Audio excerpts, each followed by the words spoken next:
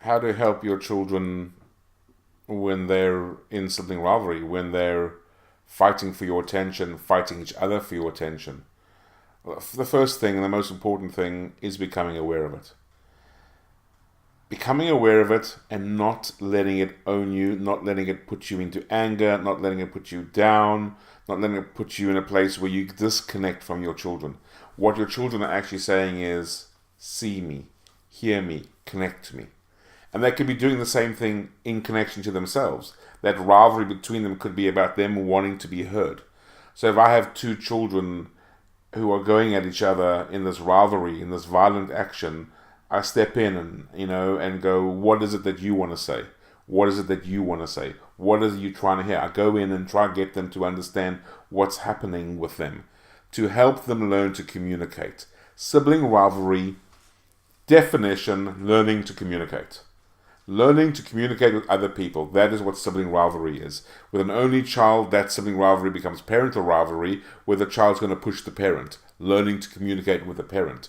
So let's define sibling rivalry, end of story, right here, a way of learning to communicate with people. So you need to be able to step in with your children and help them communicate. Now, sibling rivalry is a violent form of communication. You need to imply and input a more gentle form of education. That means, what does this make you feel? What are you feeling that your sister isn't giving you? What are you feeling that your brother isn't giving you? What is it that you need to make you feel safer in this home environment? And as the parent, that's important. And often, most often, it's just connection. They want to be heard, they want to be connected, they want to feel held. So when children are in sibling rivalry, are arguing, are fighting, it's not about fixing it. It's about hearing and helping these children to communicate with each other, to understand what's going on with each other. One of my pet hates when it comes to this kind of rivalry is when a parent goes, I just want you to get along. You have to be friends with your sister. You have to take your sister with you to that party because you're friends with your sister. You have to take your sister with you. You have to be friends. Because if my children aren't good friends and get along, then I'm a bad parent. I want you to get along. If you take your sister with, then I have time for myself. This is when a parent isn't actually parenting.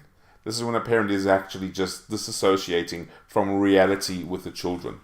So children need to be in rivalry. They need to go through this because they are learning to communicate. So to help children in sibling rivalry, in that place, go in, step in, and help them learn to communicate. That's how I would deal with sibling rivalry. Is it easier or harder to handle sibling rivalry in twins? Because they're the same age. No difference whatsoever.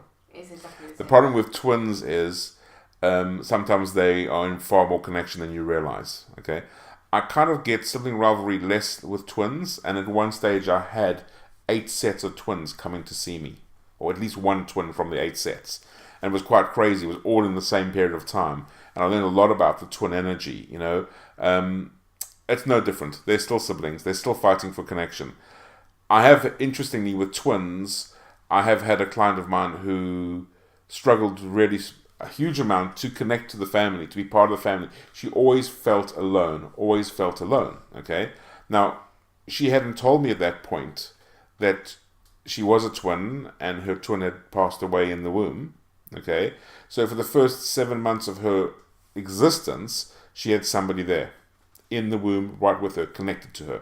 Yes, and that sibling passed away. So in the world, she felt always alone. So she always felt disconnected from her siblings, okay, and alone because she had lost in the womb. Lost her twin in the womb. So with twins, it's exactly the same thing. It's communication. Teach them to learn to communicate. They instantly think, oh, your family's dysfunctional. You've got a troubled family. That kind of thing, because the siblings are fighting all the time. That's wrong. Can you explain why it's wrong? There are no functional families. Simple as that. A dysfunctional family, for me, really, truly dysfunctional, is a family that's all pretending everything's okay. Nobody's fighting, nobody's arguing, nobody's grumpy, nobody's happy, everybody's on time. These kind of movie kind of ideas of families. That's a dysfunctional family. A functional family are arguing, fighting,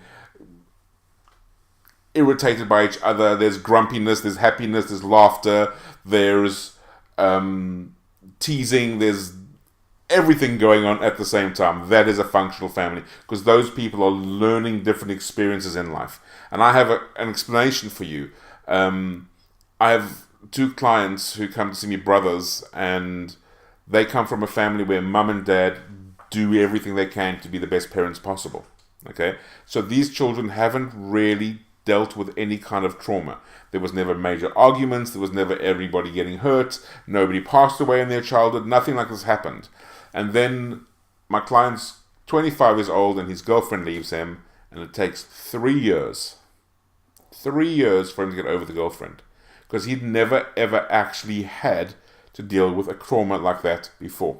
He didn't know how to deal with loss, because there was no loss. So that's not a dysfunctional family. That's still a functional family. They just didn't have those problems.